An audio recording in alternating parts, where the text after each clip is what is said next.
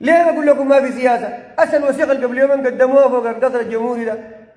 منات دين من يوم 25 أكتوبر بجاسوا يوم يموتوا ليل ونهار ناس من القصر الجمهوري ده ليه ما وصلوا؟ في ناس فتحوا لهم الكوبري جوا القصر الجمهوري فتحوا لهم الكوبري ده ها؟ فتحوا لهم الكوبري منو؟ منات برضه مظاهرين ده مظاهرين ده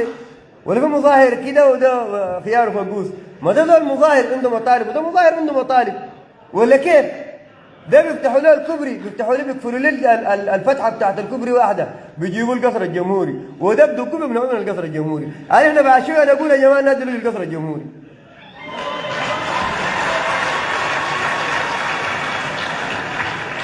المشكله زادت ولا نقصت؟ المشكله كده انا بقول زادت ما نقصت احسن ما نعمل الكلام ده احسن نصل لحل احسن نصل لحل بعدين يا اخواننا لو داير زول يرجع السودان ده قبل 2018 بيبقى غلطان انا بقول لكم النصيحه دي نرضى بها بعض انا بقول لكم النصيحه السودان بيرجع زي ما كان زمان لازم تكون في مساواه لازم تكون في عداله لازم نرضى بها بعض لازم ما في خيار وفقوس ما في ده نمره واحد ده درجه ثانيه ابدا والله كلنا واحد والله نتساوى والله نتساوى كلنا نمشي مع بعض كلنا نرضى ببعض لكن يا جماعه برضه عشان ما ينحسب كلامي ده للاخرين ابدا والله والله والله في حفنه من البشر تشتغل الشغل دي حفنه بس وما جهه معينه من كل السودان ده الحفنه دي شغاله لان هي بربطها مصالح ديل بربطهم شنو يا جماعه؟ مصالح بحافظوا مصالحهم بس لكن تعال امشي لو داير التهميش تتكلم عن التهميش ابدا من الشماليه وتعال شرق السودان هسه احنا في دارفور مهمشين عدم تنميه صحيح لكن طبيعتنا مساعدانا مويه جاريه وديان جاريه طماطم في الوديان الخضار جبل مره جنه الدنيا عندنا حاجات كثيره جدا لا انت تعرف الشرك امشي الشرك غير الجبال فوق حاجه احنا ما بنتكلم عن جهه معينه يا جماعه لازم نرضى ببعض لازم نقبل بعض لازم نستوى مع بعض لازم ننقذ السودان ده مع بعض عندنا النصيحه ترى ما دارين المشاكل وما دارين مشاكل والله دارين نحل المشكله دي نحلها احنا يا مع الحل الماشي ده عشان تكونوا عارفين هنا مع الحل الماشي ده هنا مع التسويه هنا مع التسويه تماما والتسويه دي يا اخواننا التسويه دي بتحييكم دول كلكم السودانيين دول كلهم تساوي الناس كلها مع بعض ما بتدي زول التخلي ابدا الناس بتتكلم عن التنميه الناس بتتكلم عن استقرار السودان الناس بتتكلم عن نهضه السودان مرتاح بيتكلم عن كده احنا يا جماعه نقول ثاني شنو؟ احنا نهضه السودان السودان يكون محترم يكون في وضعه الطبيعي ده احنا شيء دايرين يا اخواننا انا ما داير اطيل عليكم انا بحييكم وبحيي المراه وبالذات انا يا جماعه برضه عندي ملاحظه ان المراه المفروض تدوها كلمه مفروض تدوا المراه كلمه يا اخواننا المراه تدوها كلمه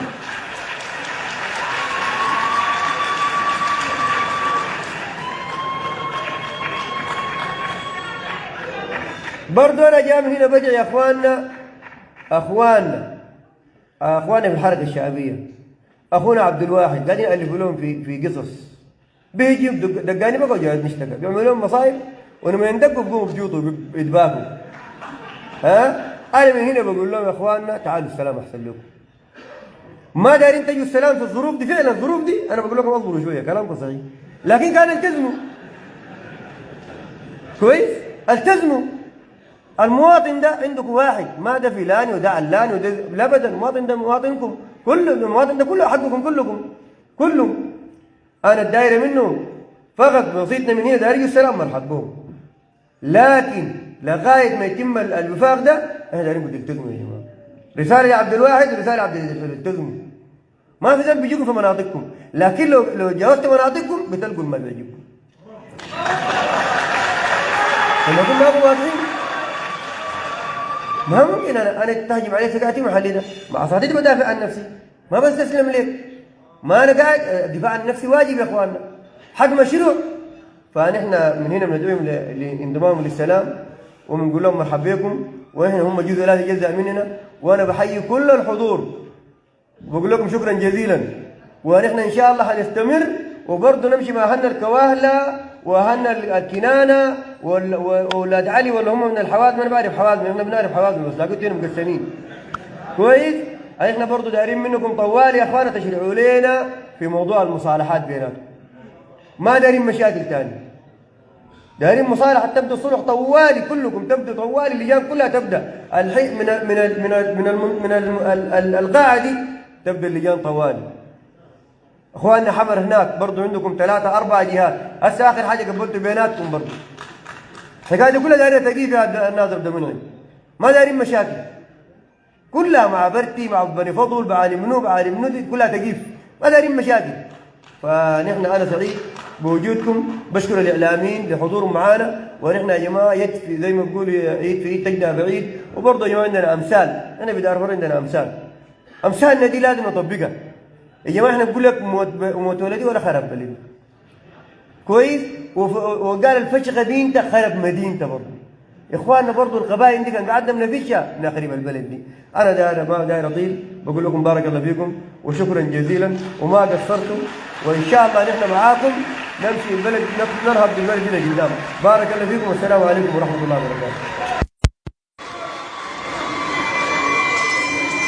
شكرا جزيلا سعادة الفريق الأول محمد حمدان دقلو نائب رئيس مجلس السيادة الانتقالي وقائد قوات الدعم السريع. إذا السادة الحضور الكرام نكون قد وصلنا وإياكم إلى ختام ملتقى الإدارات الأهلية لجنوب وغرب كردفان. كما بدأنا بالقرآن